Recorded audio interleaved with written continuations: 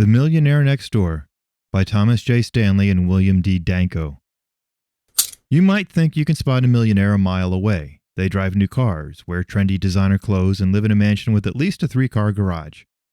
Well, that isn't what Thomas J. Stanley and co-author William D. Danko found when they set out to study the habits of millionaires. They found out they tended to look a lot like the guy next door. They were surprised.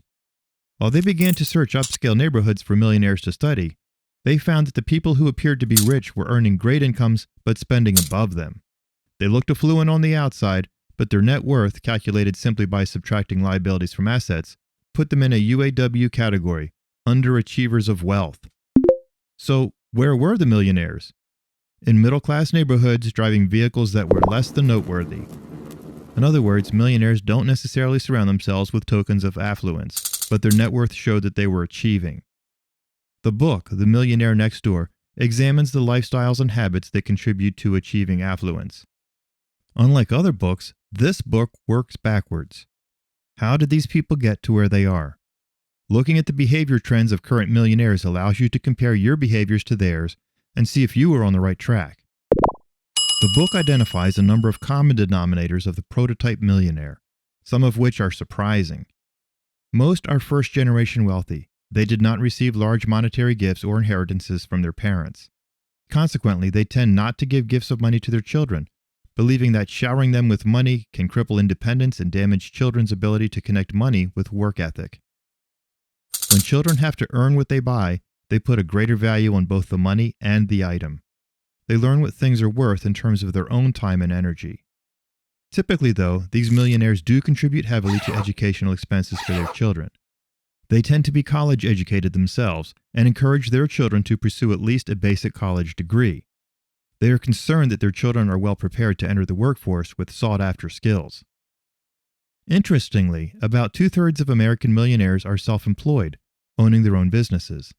A little over 20% of their wealth is held in their private business, and another 20% of their wealth is invested in transaction securities like stocks and mutual funds.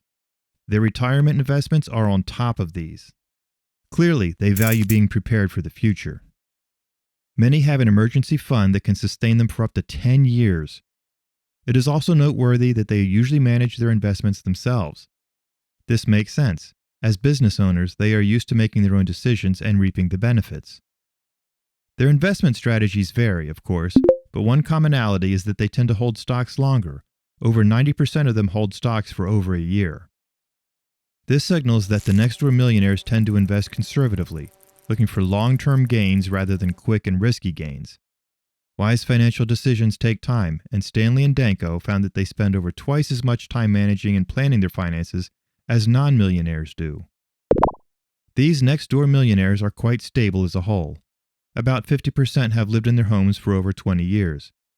And statistically, the millionaire's household is more stable, staying married and raising children. It might be easy to jump to the conclusion that having money makes for a happy marriage, but it looks more like these households find stability in working together to meet the goals, financial and otherwise, that they have set together. For example, it is clear that these households live not only within, but below their means. They stretch their money, and that takes cooperation from both partners in the marriage. Considering that many run their own businesses, it can be assumed that the couples work together to make the business succeed. Stanley and Danko found that most wives in the millionaire households are just as sold out to budgeting and frugal living as their husbands. They share the same goals and values. When surveyed, these moneymakers and savers are clear about their values.